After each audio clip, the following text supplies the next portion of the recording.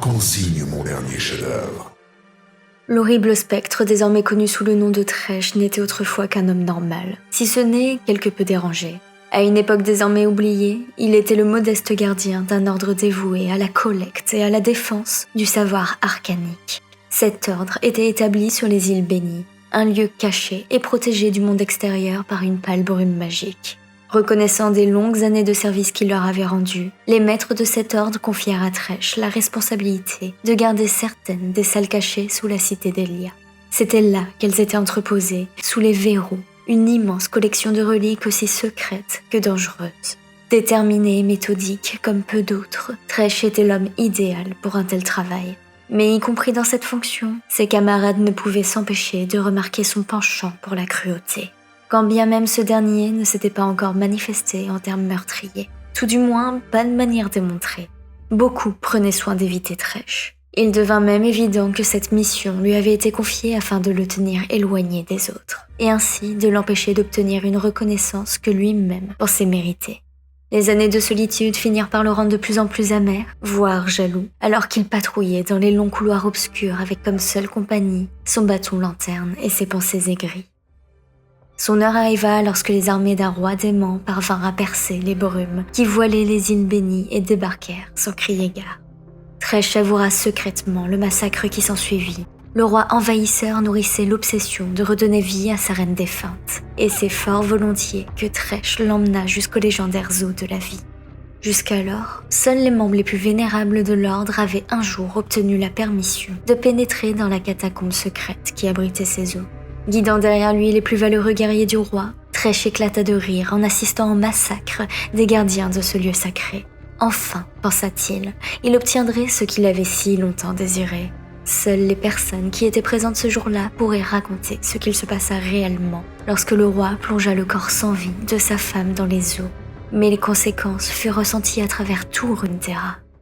Une onde de choc catastrophique submergea brutalement Elia et déferla sur toutes les îles Bénies, transformant leur brume blanche et protectrice en un manteau noir et destructeur. Les formes de vie frappées par l'onde périrent tout en un instant, mais leurs esprits restèrent prisonniers, capturés dans un horrible interstice entre le monde des vivants et celui des morts.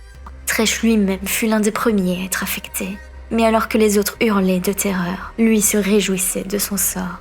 De ce cataclysme, ou plutôt de cette ruine, il émergea sous la forme d'un spectre monstrueux qui prendrait un malin plaisir à tourmenter son prochain sans craindre de représailles, libéré des entraves de sa mortalité. Au fil des décennies et des siècles qui suivirent, son apparence surnaturelle s'altéra peu à peu, épousant l'infâme cruauté qui fermentait depuis toujours dans son cœur. Pour son plus grand amusement, Tresh découvrit que la plupart des esprits piégés dans la brume noire ne conservaient qu'un fragment d'eux-mêmes, y compris les plus puissants des envahisseurs, tels les Karim et les Dros, alors que son propre pouvoir, lui, continuait à croître.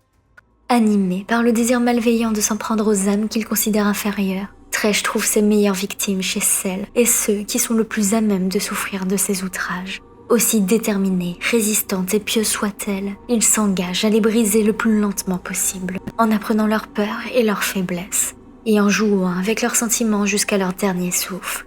Ce n'est que lorsque leur existence est en lambeaux, leurs êtres chers disparus, leur raison d'être perdue et leur dernière lueur d'espoir éteinte, que Tresh peut les enserrer de ses chaînes dans sa poigne immortelle.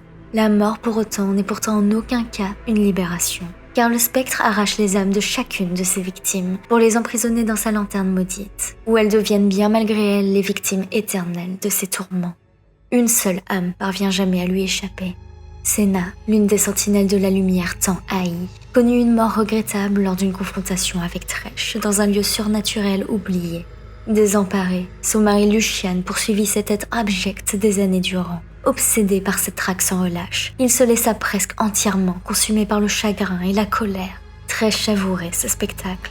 Cependant, alors que son âme était sur le point de céder à son adversaire, Lucian parvint à ouvrir sa lanterne d'un puissant coup vengeur, ce qui libéra Senna. Intrigué par l'étonnante force du lien qui unissait ces deux mortels, Tresh décida de leur accorder cette victoire, si insignifiante fut-elle, tant il savait pertinemment que la bataille qu'il menait entre la lumière et les ténèbres était loin de toucher à son terme.